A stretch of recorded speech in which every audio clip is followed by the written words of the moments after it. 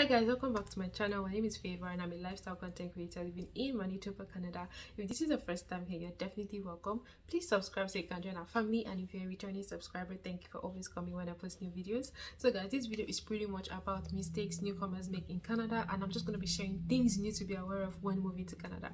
So if you want to hear all I have to say, definitely keep on watching.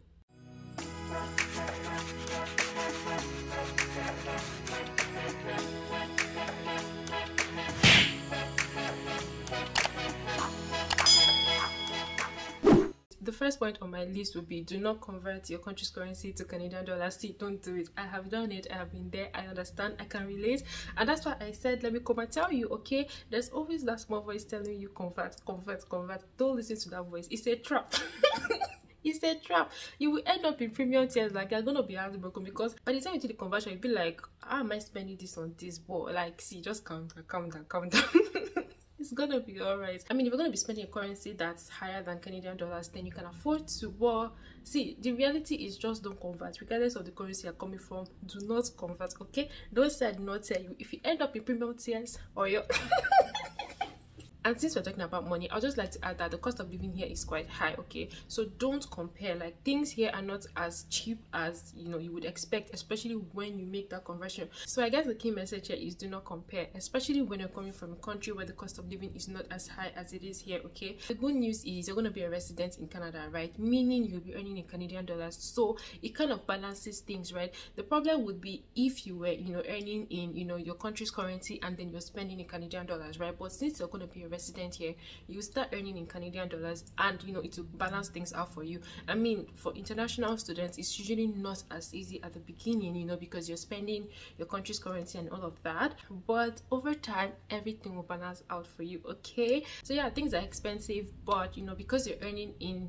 Canadian dollars, you'll be fine. Another thing is a lot of people plan for, you know, accommodation, you know, transportation and all of that, and so people forget groceries. You guys, food stuff, you know, can be expensive, okay? And a lot of people just underestimate the price of food stuff. Anyways, let me not talk too much. You understand when you move here, but honestly, you'll be fine, especially when you start earning in Canadian dollars. So don't even think about it. Don't feel bad. Don't let it get to you, okay? You'll be fine. My next point will be winter clothing. You can't tell me you're moving to Canada and you've not heard that Canada is cold, or you don't know that Canada is cold. Hello, please. Even if your perception of cold is like Hamatan, or it's just small breeze below you, it's sure cold, okay? What I'm trying to tell you is that Canada is cold, but you'll be fine, okay? So just brace yourself when you're coming. It's cold, but you know, people are surviving. People have been surviving here for so many years, and that's something I tell myself. People were here before I came. I have come. People are still coming, okay? So you'll be fine. Don't even allow that one to bother you, okay? At the end of the day, like, most, you know, places are heated, you know, a lot of houses are heated, apartments are heated as well, some bus stops are heated, like, you know, workplaces are heated up, okay? So you would be fine. Like, it's not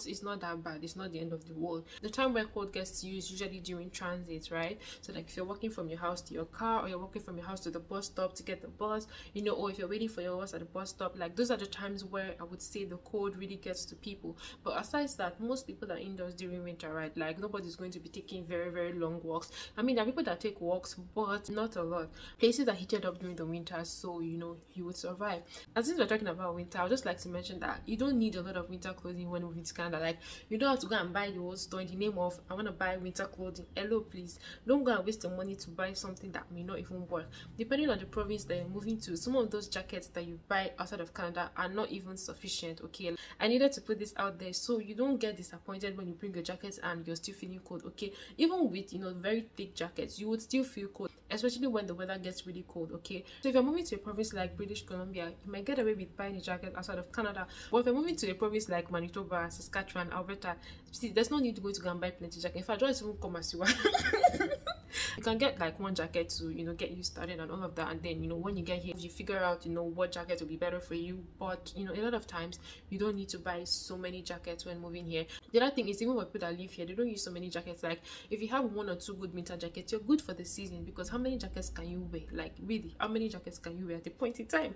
What I know people do is they get like maybe one, you know, very thick winter jacket, they get like maybe one bomber jacket, or you know, a spring jacket, and you know, a fall jacket. Like, those are the things that I know people do, right? But instead that you should go and buy 5 winter jackets, Kiro Day, what's going on?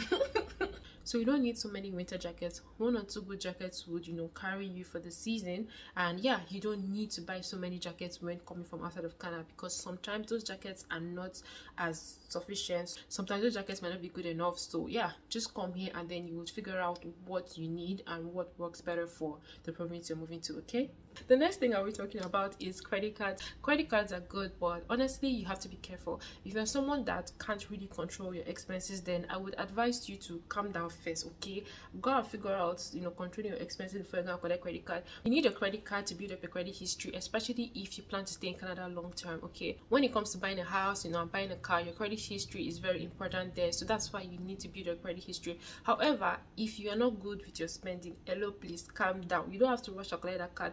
And another thing too will be, like, for students, a lot of people don't even understand, you know, the whole idea of a credit card.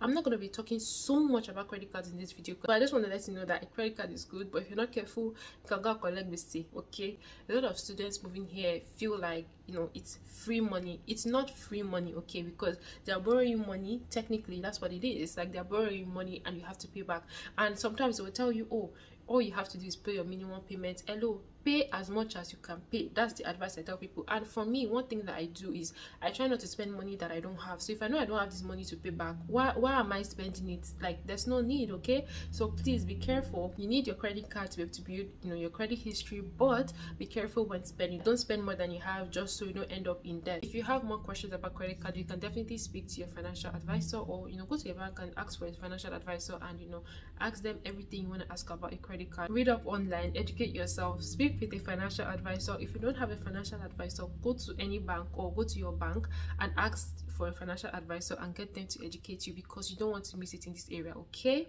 the next thing I'll be talking about is driver's license. Okay, a lot of people don't know that you can drive with your license, and honestly this varies per province. Depending on the country you're coming from, in Manitoba you may be able to use your driver's license from your home country for up to 3 months, and after 3 months you have to get your Manitoba driver's license, right? And the thing is, depending on the province you're going to, you might be able to use your driver's license for up to 2 or 3 months, and then you would need to get your driver's license for the province where you're going to be residing in. And the other thing is, even if you decide not to drive within those 3 months, it saves you time, because by the time you're ready to do your driving test, you know, you already have a license, so you don't have to wait 9 months. Or if you don't have a previous license, you probably have to wait 9 months before you can take your road test. So yeah, it helps you save time. Okay, that's the summary of this day. So if you have a license, bring your license with you. It will definitely help you save time, and you might be able to start driving with it, at least, you know, while you're trying to get settled in the first few months. Okay, so yeah, if you have a license from your home country, definitely bring it with you. It will be helpful.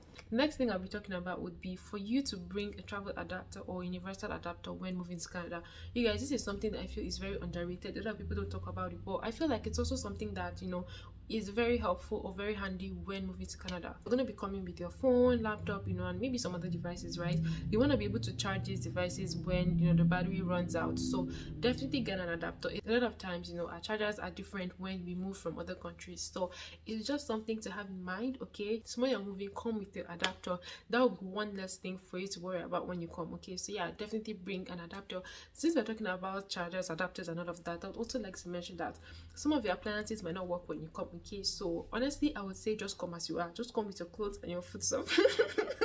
Like, yeah, you don't need to bring like your clipper, hairdryer, straightener, and everything in that category. Okay, those appliances don't work. I remember bringing my hairdryer when I moved here, and yeah, it didn't work. Okay, and I think it's mostly about the voltage and all of that. Okay, but if you feel like you want to bring yours when coming, definitely do your research, you know, if it's gonna work. If not, just come, try yourself. You're gonna get new ones when you get here and you'll be fine. Okay, the last and final thing I'll be talking about in this video is basement. A lot of people outside of Canada just have a not so good perception about basements, and I just wanted to mention that it's not as bad as people make it seem. When some people hear basements, all they think about is like dark, cold, gloomy, you know, sad, bad. So it's not as bad as people make it seem. I'll actually do a video of a basement and show you guys on this channel. Okay, so yeah, definitely stay tuned. But I just want to mention that basements are not as bad, and honestly it depends on the owner, it depends on the person, it also depends on the kind of house, right? So there are people that have really nice basements. Like, there are people that finish their basements and make it look really good, and there are people that just don't care, right? The point is, basements are not as bad as people make it seem. If you plan to stay in a basement when moving here, definitely check it out, because you don't want a situation of what I ordered versus what I received. I also like to mention that if you like like a lot of natural light, just maybe a basement isn't, you know, for you. But honestly, I've seen really nice basements, and you know, the basements are well lit up, so you wouldn't even feel or notice that you're in a basement. Okay, so yeah, definitely do a house tour, you know, try to view the space just to know if it's something that you like. But yeah, that will be all I have for this video. I'll leave you guys to share your thoughts in the comment section with me. If you move to Canada and there are things that you feel will be helpful for new immigrants, please leave them in the comment section as well. I'll see you in my next video, but until then, stay safe and stay blessed. Bye.